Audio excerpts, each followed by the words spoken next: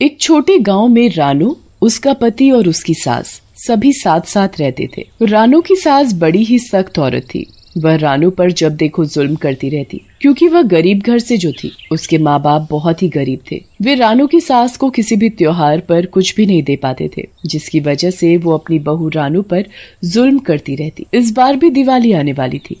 दिवाली आने वाली है, सभी लोग नए नए कपड़े पहनते हैं, पटाखे चलाते हैं। मेरा भी मन करता है दिवाली मनाने का, पर मैं कभी दिवाली नहीं मना पाती। तभी रानू की सास गुस्से में आती है। पता है ना दिवाली आने वाली है, अपने माँ बाप से कह देना कि इस बार दिवाली पर कुछ न कुछ जरूर लेकर आए, कभी चले आए खाली हाथ हिलाते हुए। पर माँ जी, आपको तो पता ही है कि मेरे माँ पिताजी के पास जो कुछ था वो पहले ही आपको दे चुके हैं। अब उनके पास मुझे देने के लिए कुछ नहीं बचा। वो मुझे नहीं पता। उन्हें नहीं पता कि बेटी के घर कोई यूं ही खाली हाथ नहीं चलाता। अब तू अपने माँ बाप से तभी मिल पाएगी जब वो दिवाली पर कुछ न कुछ लेकर आएंगे। अपनी सास की बात सुनकर रानू रोने लगती है। माँ जी, वो कहाँ से दिवाली पर तोहफे लेकर देंगे? वो मुझे नहीं पता। अब ये रोना धोना बंद कर। तुझे पता है ना कुछ दिन बाद ही दिवाली है और घर की साफ सफाई भी करनी है और भी बहुत से काम करने हैं। तुझे पता है ना? हाँ माँ जी, मुझे पता है, मैं सब कर लूंगी। तभी रानू हिम्मत करके अपनी सास से कहती है, माँ जी, मुझे भी दिवाली मनानी है, मुझे भी नए कपड़े चाहिए। हा, दिवाली मनानी है? जाकर काम कर, मुझे बाजार भी जाना है दिवाली की खरीदारी के लिए। जब तक मैं बाजार से वापस लौटूं उससे पहले मुझे घर का सारा काम करा हुआ मिलना चाहिए। और घड़ों में पानी भर कर रख देना। तुझे पता है ना, पेड़ वाले कुएं से पानी भर कर नहीं लाना, जो सरपंच के घर के पास कुआं है उसी के पास से पानी लाना है। ये कहकर रानू की सास बाजार चली जाती है। रानू बेचारी उदास हो जाती है और घर का काम करके वो घड़ा लेकर गांव के कुएं से पानी भरने चली जाती है। वो पूरे रास्ते यही सोचती जाती है, माँ पिताजी दिवाली पर मेरे लिए कहाँ से तोहफे लेकर देंगे? उनके पास पहले ही खुद के लिए कुछ भी नहीं है, ऐसे में वो मुझे कहाँ से ला कर देंगे? ये सब सोचते हुए जा रही थी। उसे पानी भरने के लिए देर भी हो रही थी। तभी वो पेड़ के पास से गुजरती है। बहुत देर हो चुकी है, अगर मैं जल्दी ही पानी लेकर घर नहीं पहुंची तो माँ जी बहुत गुस्सा होंगी। क्यों ना मैं इसी कुएं से पानी भर लूं? पर सभी कहते हैं कि इस कुएं में बहुत से भूतों का वास है। रानू को कुछ समझ नहीं आ रहा था कि वो क्या करे। उसे पानी भरकर घर जल्दी जाना था।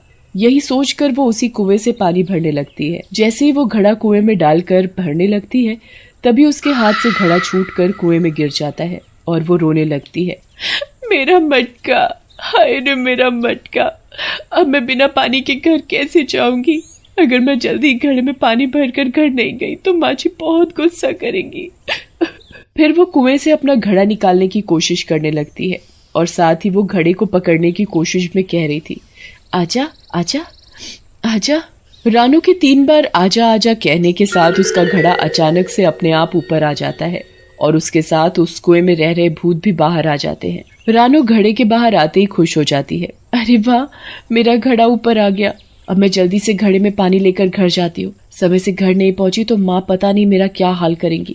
पर रानू को क्या पता था कि उसके 3 बार आजा कहने के साथ ही उस कुएं में रह रहे भूत भी बाहर आ गए हैं। फिर जैसे ही रानू पानी से भरा घड़ा उठाकर अपने घर की ओर जाने लगती है तो सभी भूत भी रानू के पीछे पीछे चल देते हैं।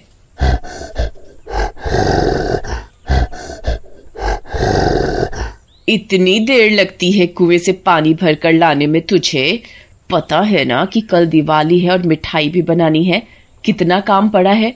वो माँ जी, वो क्या लगा रखा है? अभी तक तूने खाना भी नहीं बनाया। तुझे पता नहीं है कि मुझे समय से खाना चाहिए? अब जा और जाकर मेरे लिए खाना बना कर ला। और तुझे पता है ना कल की दिवाली के लिए मिठाई भी बनानी है और तूने अपने माँ बाप को दिवाली पर बढ़िया तोहफे लाने के लिए बोल दिया है ना? रानू कुछ नहीं कहती और रोती हुई रसोई में जल्दी से खाना बनाने लग जाती है। जब खाना बनकर तैयार हो जाता है तो अपनी सास को खिला देती है और फिर रसोई में जाकर मिठाई बनाने लग जाती है। कल दिवाली है, मैं माँ पिताजी से महंगे तोहफे लाने के लिए कहूँ। अगर वो बढ़िया तोहफे और मिठाई नहीं लाए तो माँ जी मुझे उनसे कभी नहीं मिलने देंगी। ये सोचते और मिठाई बनाते बनाते पता नहीं कब रानू की आंख लग जाती है और उसे नींद आ जाती है। तभी कुछ देर बाद ही रानू की आंख खुल जाती है और वहां पर भूतों को देखकर बुरी तरह डर जाती है।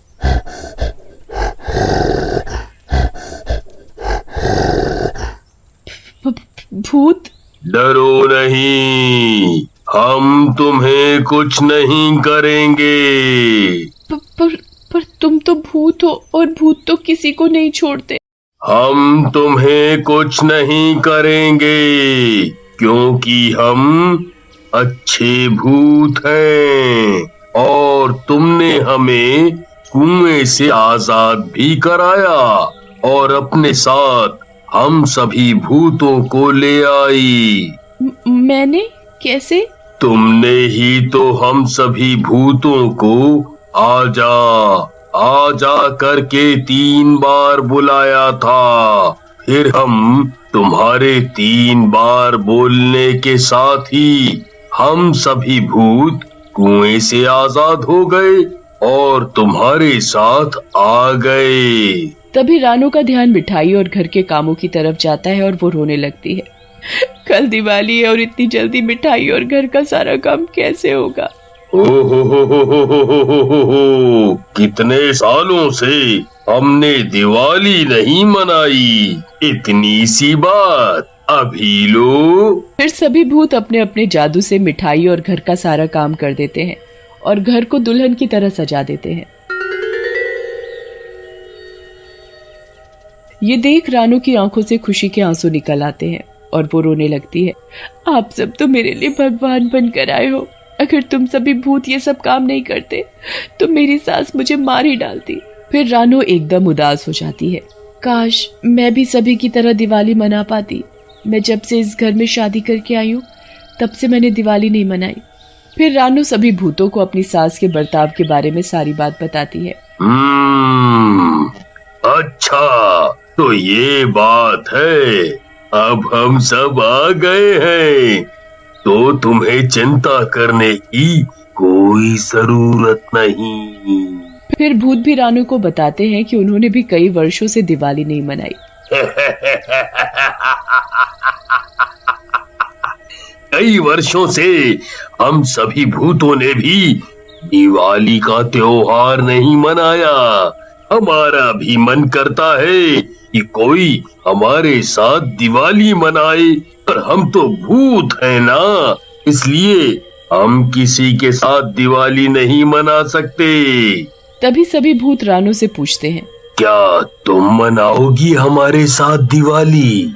हाँ, मैं मनाऊंगी तुम्हारे साथ दिवाली। फिर सभी भूत और रानू खुश हो जाते हैं और ऐसे ही कुछ देर में सुबह भी हो जाती है।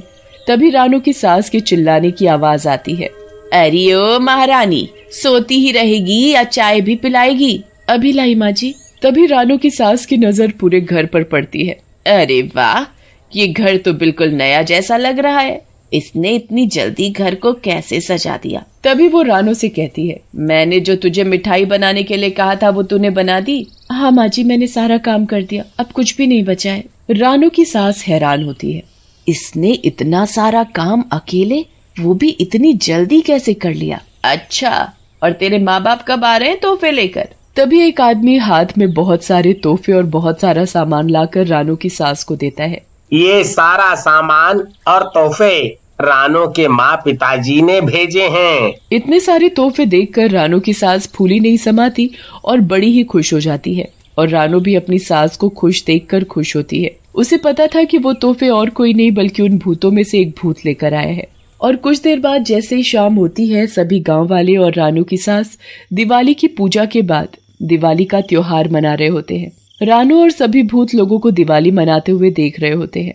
तभी अचानक से उसकी सास के कमरे में आग लग जाती है और वो बहुत जोर जोर से चिल्लाने लगती है। बचाओ बचाओ, अरे कोई मुझे बचाओ, नहीं तो मैं मर जाऊंगी। तभी रानू बिना कुछ सोचे समझे आग में कूद जाती है। तभी भूत भी उसके साथ आग में जाकर रानू की सास को बचा लेते हैं। तूने मेरी जान बचाई, मैंने तो तेरे साथ हमेशा बुरा सलूक किया है, फिर भी तूने मेरी जान बचाई। और तुम तो भूत हो, फिर भी भूत होकर तुम सभी ने मेरी जान बचाई। क्या भूतों के पास दिल नहीं होता? रानू की सास को अपनी गलती का एहसास हो गया था। वो अपने किए पर शर्मिंदा थी। फिर वो रानू को गले से लगा लेती है और रोने लगती है। आज से तू मेरी बहू नहीं बेटी है, और तुझे दिवाली का त्योहार मनाना अच्छा लगता है ना? जा मना लो दिवाली का त्योहार। फिर रानो सभी भूतों के साथ दिवाली मनाती है और उसके साथ पूरा गांव हंसी खुशी एक दूसरे को मिठाई खिलाकर दिवाली का त्योहार मनाते हैं।